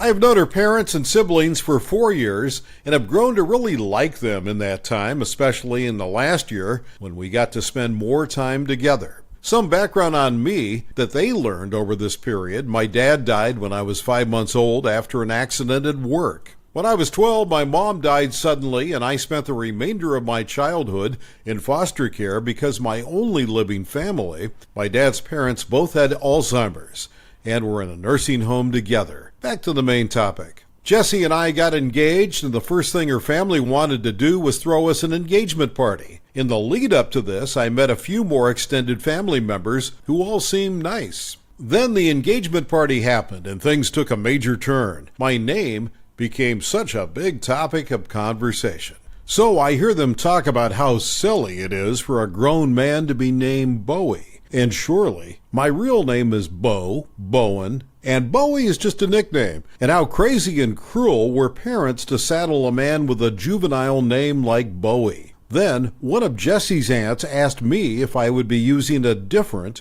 more mature, and more masculine name in our marriage. And I said, of course not, because it would not be my name. Then I got a bunch of questions from that aunt, as well as Jesse's parents and two of her uncles about my thoughts on the name, etc., and whether it was a good idea to use such a name as a married man. Then asking if I didn't feel strange about a name my parents probably picked as a cute name for a baby, but not for a grown man. That's when I said they need to head to the grave and ask my parents.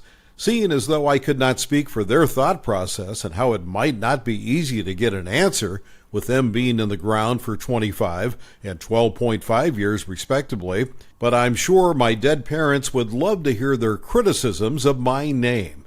Jessie was at my side the entire time, and she was mad at her family, but I told her to be calm, and I could handle it. So I had said all this to them, and I was cheerful, and then I continued on as if nothing happened. But Jessie's family was very uncomfortable with how I addressed them. But I played dumb and acted like nothing happened. After the party, they told Jessie I had been so rude to make them uncomfortable. She told them they had been judgmental a-holes. I told her parents that I hoped they would understand why they were inappropriate with her comments and questions and gave them a chance to let it go. They said I was rude and had clearly enjoyed it when I played dumb like I did, and I should apologize for making them uncomfortable. Jessie told them hell would be freezing over before I apologized for it. Am I the asshole? Comment said they weren't uncomfortable because your parents had passed. They were uncomfortable because they couldn't get a rise out of you or manipulate you by preying on your self-esteem. They weren't used to it and didn't know what to do. When they couldn't upset you over the name, they tried to upset you by telling you your reaction wasn't appropriate. They're searching for an insecurity to exploit so they have the upper hand, perhaps unconsciously. They're probably not bad people. They just want to have a button they can press when they feel their power slipping. Hopefully your partner sees how effective your matter-of-fact, non-emotional reaction was and follows suit. Hopefully her parents will see over time that family relationships with a mutual respect dynamic can work too. Another comment said, NTA, well played, OP. You took an extremely upsetting and insensitive situation brought on by your future in-laws family and served them each a full helping of crow to chow down on. I applaud your efforts. Well done indeed. No apology necessary from you. The next story is titled, Am I the Asshole for Refusing to Spend Christmas with My Family Because My Sister Will Be There? First, let me start by saying this. I love my sister. I understand she is not responsible for her actions, and I don't want to see anyone bad-mouthing her in the comments. I'm a 24-year-old female, have been married to my husband, 23-year-old male, for 2 years now, dating for 4. After the first Christmas he spent with my family, I did my best to avoid spending the holidays with them. We usually make the excuse that my husband is an only child and go visit his parents. When my sister, who is a 34-year-old female, was 17 years old, she was in a horrific car accident. She was in a coma for 3 weeks, spent months in physical and speech therapy, and worst of all, ended up suffering from what the doctors say is hypersexuality. I won't go into details, but some of her behaviors are not suited for the public, and they are not voluntary. The doctors tried multiple meds and she is still in therapy, but nothing seems to work. It cost my sister almost all her friends, multiple jobs, and she is unable to have a meaningful relationship so far. The thing is, whenever my husband visits, it seems to get worse. My husband is attractive, and it's obvious she is attracted to him. Neither of us blames her for that, but if we spend any extended period with her, things become very uncomfortable. This year, my in-laws are going to be in Europe during Christmas, so my parents were very excited, thinking we would be spending it with them. I ended up telling them that we would be spending it on our own, but that I will be visiting Christmas Day for a couple of hours. They were upset, kept insisting to know why we avoid them. I finally said we did not want to spend the whole holiday trying to redirect my sister's behavior or trying to dispel the awkwardness when we couldn't. They called me an ableist AH. Then they went and told my sister what I said, and now she is crying, saying that I was just like everyone else, that I was also slut-shaming her, even though I know she doesn't do it on purpose. So am I the asshole for not spending Christmas with them? Comment said, not the a-hole. I think you need to add something. You've commented into the post. You said in a comment that she starts masturbating while staring at him. That is so not okay. And you are doing the right thing by not subjecting him to that. It isn't ableist to not want to be in that situation. Another comment said, not the a-hole. If my brother had a disability that caused him to swing hammers at my wife's head, I wouldn't blame him. But I'm certainly not putting my wife in prime swinging territory. The story is titled, Entitled Mother, Child Proofs, a Private Mountain Bike Trail. So this happened a while ago in a small town in the middle of nowhere. It's a community-built network of mountain bike trails that the community helps maintain and build more trails to ride on for our enjoyment. The trails started in my cousin's backyard, and before, he was the only one involved. So the trails were very small, but soon he got many of his neighbors involved to help maintain and build more trails, and it became a decent-sized network of trails. Since it is his private property, he requests people ask before they go on his trails, and he lets most people in. One day, we wanted to ride on a downhill trail with many cool features, things like jumps, logs to hop over, homemade skinny bridge out of wood planks, drops, and much more. This day, there was a sign planted into the ground on the entrance of the trail saying, reserved for Karen and her family. At first, we thought this was very entitled and rude, just barging into his property and blocking it off from the owners, but we saw them with shovels and wheelbarrows and realized they were helping us maintain the trail. Fair enough, it could use some maintenance, so it was kind of them to be helping us without being asked. Little did we know this was the complete opposite. Let's introduce the cast. EM, entitled Mom. EK, entitled Kid. C, Cousin. OP, me. So we spent the next few hours riding the other trails and finally decided that we should give them some beers for helping us out. So we returned to my cousin's house and grabbed some from the fridge and head back up and go past her sign. We start to go down, but she runs up to us and starts yelling. EM, hey, where are you going past that sign? It's clearly reserved for me and my angel. C, oh, we just wanted to give you some beers for helping us maintain the trail. EM, it's reserved for me. Get out. C, I own this. You are on my private property. EM, no, this is public. My angel's friends all come here every day. Now this could be true. My cousin has allowed many school children to ride on his trails after school, but see, this is my private property. I do let many people ride my trails if they want to help sometimes, and I certainly do not remember inviting you. Please leave. Well, I did help you with your trails. Look, I child-proofed them. She points to the trail, and we suddenly realize what she had done. She had flattened out jumps, removed logs, removed the skinny bridge, along with everything else that makes a mountain bike trail fun. It's just a slight downhill path, not to mention how she cut down several trees, making it impossible to get hurt. EK was also there, riding down the lame hill with a regular Walmart bike, going back up it with stairs made by breaking the skinny bridge. An entire summer worth of work turned into an idiot-friendly bike hill with nothing special. C, excuse me, what the hell have you done? EM, don't be yelling at me. You were the one who built a hazardous merry-go-round. I have no idea what she was saying. C, yeah, that's the whole point of mountain biking, to do fun things like this. But you, without permission, went on my property and broke things. What is wrong with you? EM, I'm making it safe for you. C, okay, well, I'm going to call the cops. At this point, she realized how dumb she was and decided to back off, never to be seen again. A part of me wanted this to escalate for a better story to tell, but we never ended up calling the cops. It ended up taking several days to get it back to its original form, but it will never be as fun. The story is titled Tricked a Self-Proclaimed Ladies' Man into Performing Mandatory Community Service. My dad and uncle were in a fraternity together in college. This guy named Steve was also in the fraternity. My uncle and Steve did not get along well. Steve was a self-proclaimed ladies' man and liked the same girl as my uncle. Steve loved to prank people and apparently sabotaged my uncle's moped, which my uncle had to pay to get fixed. Later on, Steve did something that got him in trouble with the college and got him put on probation, but the college never followed up on any sort of action item, and everyone kind of forgot about it. My dad then hatched a revenge idea. This was many years ago when personal computers weren't common, but my uncle happened to have one and was pretty savvy with it. They decided to create a fake letter from the Dean of Student Affairs from the college.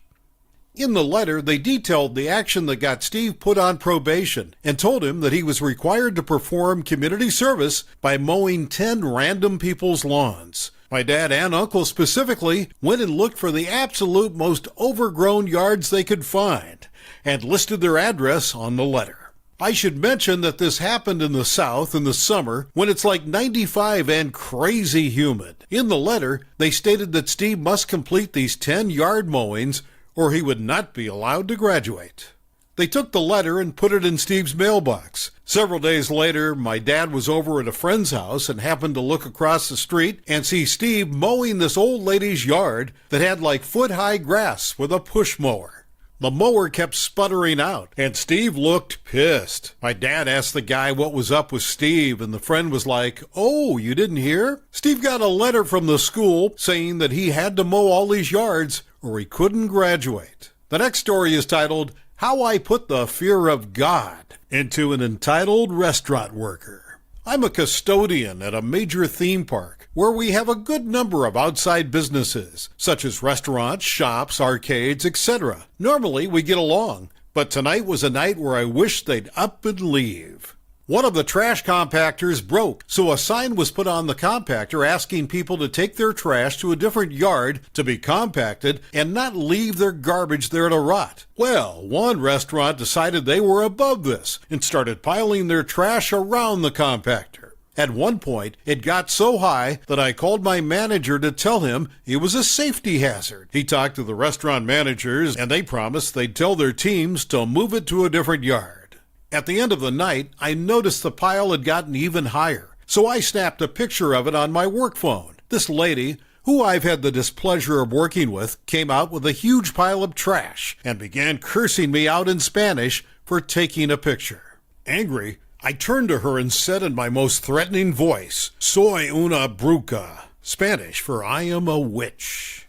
Two important things to keep in mind. I knew this woman was very superstitious. I knew she was especially terrified of Santa Muerte, a Mexican folk saint who will grant any request asked by her devotees, even for harm to come to their enemies. This lady's eyes got huge as she heard me say in English, "Santa Muerte, hear my prayer. May this woman have horrible luck until she sincerely apologizes to me." I knew this woman could not understand English, so she crossed herself repeatedly and got out of my way when I smiled and left. The next story is titled, I Remembered His Blog. A decade ago, I was working behind the bar that I own one night. It was a Sunday night, which meant a mandatory midnight close in my city. We did last call at 11:30 and made sure anyone who needed a drink had one. A rather drunk fellow ignored me when I asked if he needed anything, so I closed him out. At midnight, as the lights go up and the music dies, he turned at me and asked me for one more beer. I said no, we are now closed. This dude lost his mind. Started shouting at me about the bad service and how dare I deny him a drink. This happens sometimes with a mandatory midnight closure. As he was leaving, he stopped and shouted at me, "I have a blog with thousands of readers. And this is it for this bar. I'm going to review it so badly this place will be closed in a week. I hope you like being jobless." And he left. And to his credit, he didn't come back for years. I'd often see him in the neighborhood, usually very drunk late at night, but he didn't come back to my bar.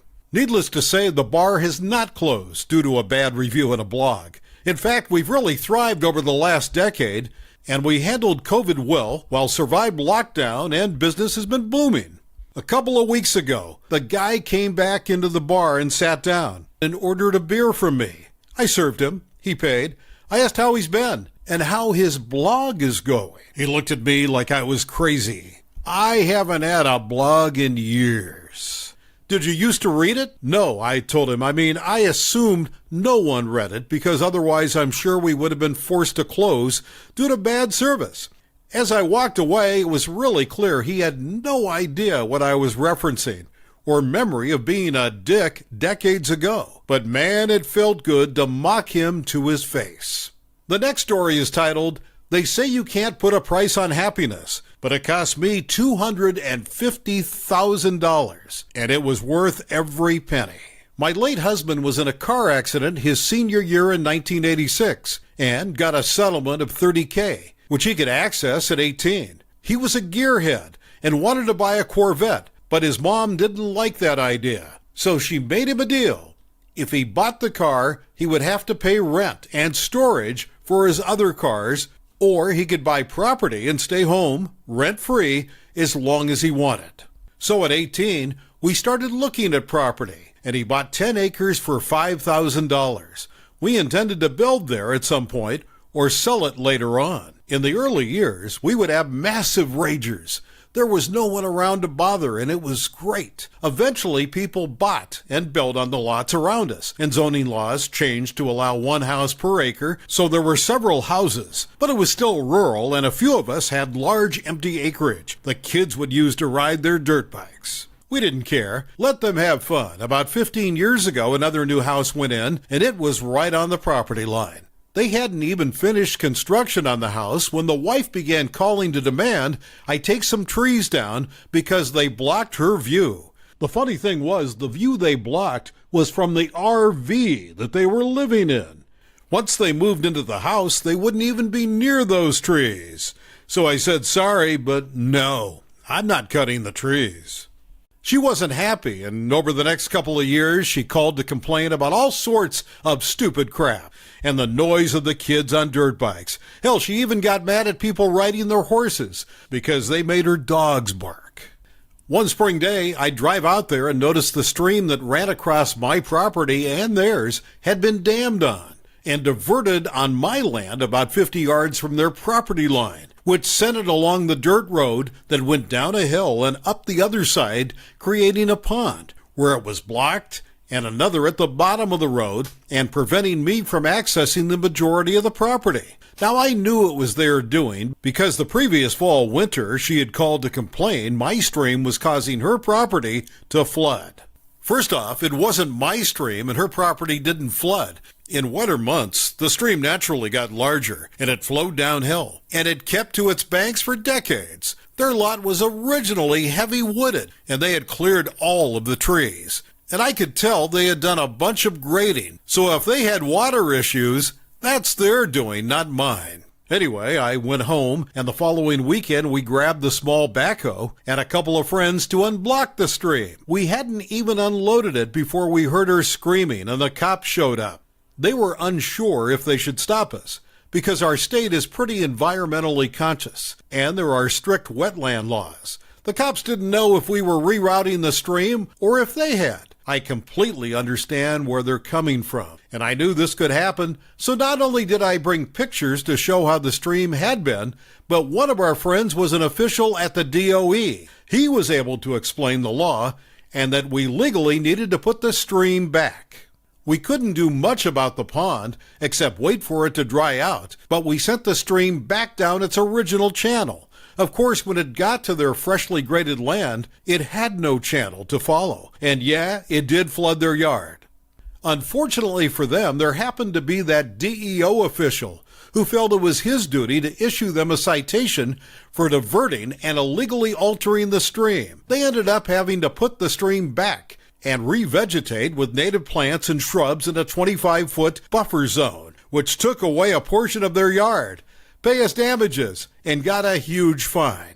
As the spring and summer progress, the kids on dirt bikes discovered the pond. By this time, it's 8 to 18 inches deep, and they are loving riding through it. So instead of just riding through there, they spent hours in that area, much to the annoyance of the neighbor. She calls the police multiple times, but the kids would either be gone or say they have permission to be there. So the police call us and we say, yep, let them ride. Now, we did have concerns about liability if they got hurt, but we like pissing her off. So we took the risks. Not the best idea, and thank God no one ever did that we know about. A couple of years go by and she has learned to text because we ignored her calls when she had something to complain about. I make my annual spring visit and notice there are 23 large cedar and fir trees cut down. 5 have been cut up, and a path leads directly to their very full woodshed. I was pissed.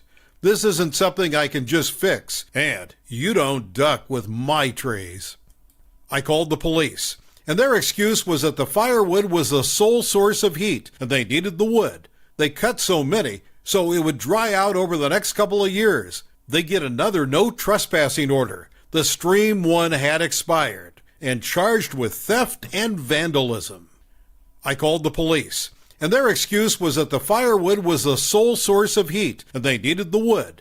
They cut so many, so it would dry out over the next couple of years. They get another no trespassing order. The stream one had expired, and charged with theft and vandalism. Life goes on, and we still got text every time she heard a dirt bike, horse goes by, or whatever irritated her on any given day. We started having summer campout parties over the next few years, and she always called the police or fire department.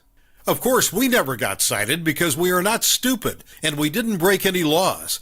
Sadly, my husband died suddenly, and eventually, I decided it was time to sell because I wasn't going to build a house there. So I listed the property for $1 million, which was the market rate at the time. Remember, it was 10 acres, and you can build 1 house per acre. Of course, anytime people went out there, she would flag them down and tell them it was flooded and all sorts of nonsense. She didn't want anyone to build or be there. I should have renewed the second trespass order, but it expired right around the time my husband passed, and it just wasn't important at the moment. Developers were not bothered, and we did get a few offers under ask I was happy with, but I really wanted to sell it to an individual who wanted to build a single home, just being stupid and sentimental. My agent wasn't happy, but understood, LOL. One day he calls me with an offer that is much less than any of the others, and they wanted to do an owner-carried contract for 3 years, with a balloon payment to pay me off at the end of 3 years. It's a couple who wanted to meet me out there. I didn't have anything going on the upcoming Saturday, so I said I would meet them with the understanding that I really wasn't interested in carrying the contract, and the price was too low. We figured they were hoping to change my mind, and we were hoping that they would come in with a better offer, LOL. They got there before me, and when I arrive, the idiot is there telling them how bad the property is. I parked on the main road and was walking in, so none of them knew I was there. As I approached, 2 little kids come flying up on dirt bikes. She comes unglued, grabbed a rock and threw it at them. Came nowhere close to hitting them. The guy immediately starts yelling at her and tells her to get the duck out of there. It scares her, and she left. He sees me and begins to apologize, but I stopped that and thanked him. We start talking, and he explained part of the reason that he wanted the specific property was because they had 2 young boys who rode motocross, and he loved the trails, plus he wanted to build a track for them. I took a $250,000 loss on the sale and carried that contract just to spite that idiot. While that is a huge sum, remember we paid $5,000 for it and got almost $300,000 for the trees and another $20,000 for the nonsense with the stream. Plus enjoyed the property for almost 30 years, and I got the interest on the contract and the balloon payment, so it wasn't like we really lost out, plus knowing the idiot was going to be miserable for years to come. You just can't put a price on that. I sold it 6 years ago, and I still go out there a couple of times a year just to check it out. They have built a beautiful house at the farthest point from the idiot, and there is a huge track up by her place. She still sends me nasty texts, and I should probably block her, but it makes me smile each time knowing she is still pissed. Well worth the loss, and I know my late husband would approve. He always knew I was a petty idiot. The story is titled Nice Neighbor. Over the past few years, our apartment management has really gone down the toilet. We can no longer even get a call through to anyone in the office. They hide away and won't answer the door some days. Well, one neighbor is pissed. Their lease renewal is due Monday, tomorrow. They've attempted to contact them for over a month, and her rent is also jumping to $899 from $595 for a one-bedroom.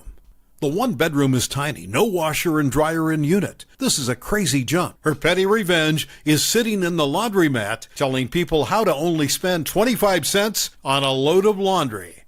If they're going to duck her over, she's going to duck them over. The story is titled, Pedantic Manager Picks Apart Their Own Work. Backstory. I worked for a high street retail chain that in their infinite wisdom ditched the store manager position and instead had 4 assistant managers running a store. This led to intensive workplace politics as the more competitive staff kept trying to pull stuff to make out they were the big dog, despite the fact that we were all on the same level. Setting the scene. Our area manager asked each of us to produce a weekly rota so that between us, we would have a month's work of rotas prepared. The most pedantic, least liked, and most determined to be the big dog assistant manager took this as their 9 billionth opportunity to try to pick apart our work to satisfy their superiority complex and criticize our work to make out like they were managing the managers. Pretty sick of the constant unnecessary workplace politics, I decided to bring them down a peg or two. I found every excuse to delay producing my rota until I knew that everyone had finished doing theirs. The pedantic assistant manager badgered me all week, again trying to manage someone at the same level for extra superiority points. Cue the revenge. On the last day before we were due to submit, all the assistant managers were in, so I took the opportunity to make my own rota from scratch. Having finished it, I saved it, then produced a second rota to set a trap for my micromanaging colleague. Basically, I copy and pasted their rota so it was an exact replica of theirs. I then let the 2 other fed-up assistant managers know what I've done, so they can enjoy the imminent spectacle. At lunch, it came time for us to all compare rotas and with the usual predictability, have our rotas picked apart by our pettiest of colleagues. They went first to assert misplaced dominance. Everything seemed fine, so we moved on to the next one. The next rota came out, and although it was perfectly fine, it was criticized left, right, and center by the usual culprit. The next rota came out, and again, despite being a perfectly acceptable rota, needed tweaking, critiquing, and changing to meet our annoying colleagues' faux higher standards. Finally, we came to my rota. I opened up the spreadsheet with the copied rota, and lo and behold, it's not good enough. After a solid 5 minutes of them criticizing their own rota, with my colleagues and I increasingly beaming, as we fed off the pure Schadenfreude energy, I explained that I found it interesting that there are so many mistakes with mine when it is exactly the same as the first rota we all looked at. This prompts our colleague to quickly flit back and forth between the 2 rotas, going at an increasingly obvious shade of beetroot, before then feigning outrage that I just copied their work, for which I'm going to get reported.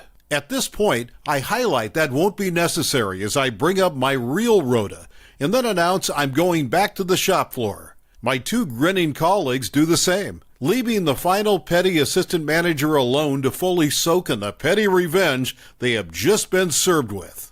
The next story is titled, Barbara Does It to Herself. We'll call the couple Stu and Barbara. Barbara is a witch, literally. She took up some religion they call themselves witches. Barbara love-bombed a very smart but socially inept friend of mine named Stuart. Stu is a super quiet, super smart actual rocket scientist and was smitten with Barbara. Barbara was smitten with Stu's house, money, etc. No amount of telling Stu would stop him. He was under Barbara's spell. She moved in with him, took over, cut off all his friends, and gaslighted the crap out of him. 4 years later, he sees the light. Time for Barbara to move out. She flat refuses. Stu has a very valuable china collection inherited from his great-grandparents. Barbara has always wanted that china, since the royal family somewhere has a set like it, and Stu had to lock it up in a valuable safe, since she breaks things when she doesn't get her way. When her eviction notice time was up, we helped pack up Barbara's crap, stacked the boxes in the garage in her parking space, and changed the house locks. Stuck around to see Barbara finally get the boot. The evil genius in our bunch got a bright idea. We took a bunch of warning, extremely fragile stickers from my shop, stuck them on the boxes, and wrote Stu's China with a big black Sharpie. Barbara comes out with her sister and another harpy witch friend, sees the boxes in the garage, and blows up. Argument in the yard. She can't get in the house. She starts losing it when she gets in her SUV and sees the boxes again, backs up, and rams them so hard it broke through the wall into a storage room behind.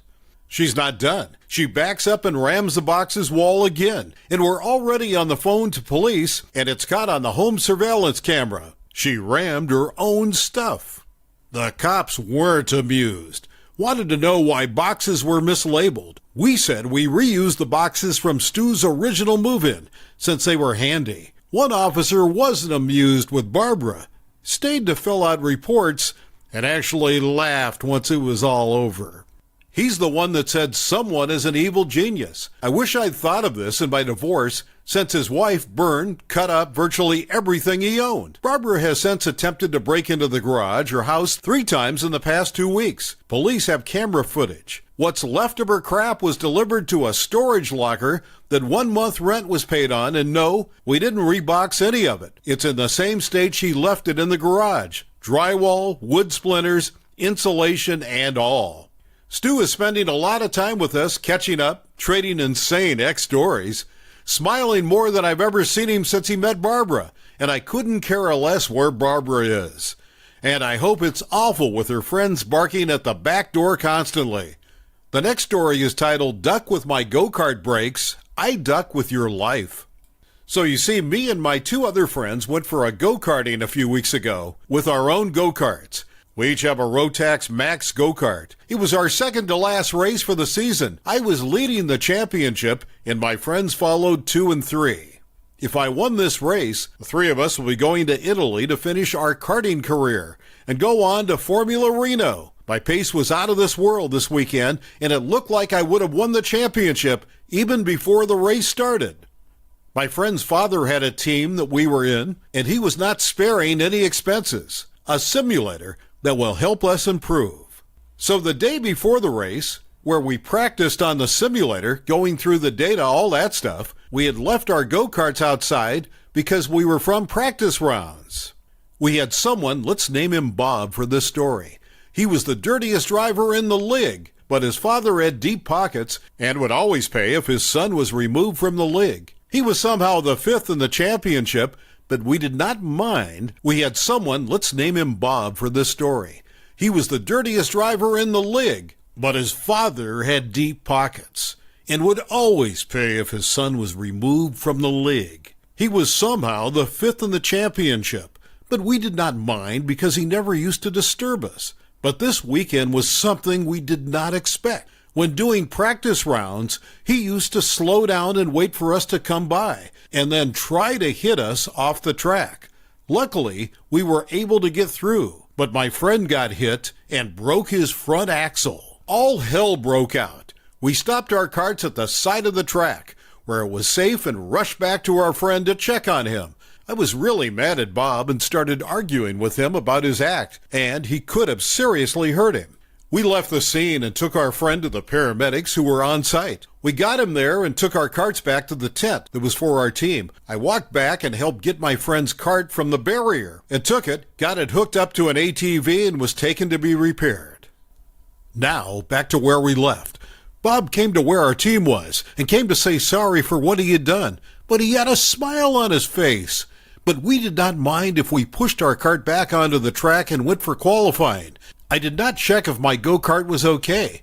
Going through, if the gas worked, the brakes worked, we just went for qualifying. We started, and the first 2 corner you could take them flat out. No need to use brakes.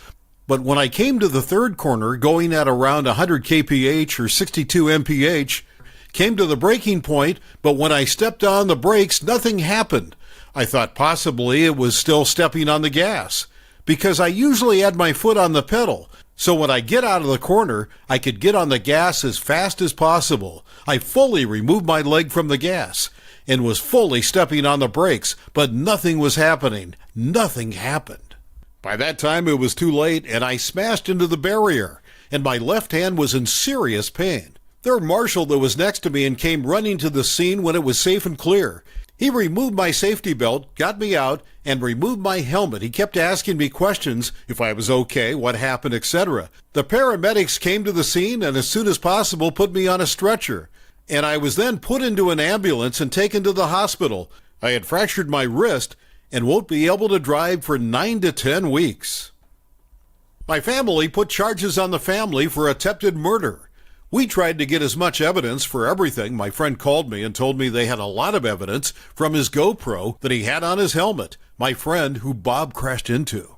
He left his helmet on the cart seat when it was outside, and his dad finished changing the axle. It took around 20 minutes. My cart was in front of his cart and was still recording. He forgot to turn it off. When rewatching the video from the GoPro, we got the part where he got a ducking garden pruner and cut the string used for the brakes, and went back to his team, and then came back to say sorry. Our lawyer said we got enough evidence to show the court. 2 days later, we got into court. Long story short, we won the case. Bob's international karting licenses were taken away, and it can't be given back.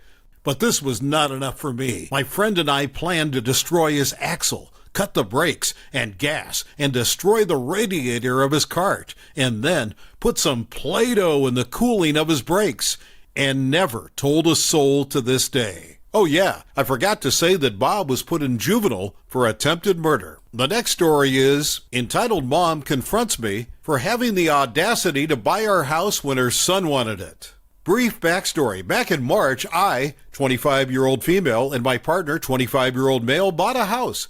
Big deal for us, and we're so glad we managed to pull this off, especially right before the pandemic got bad.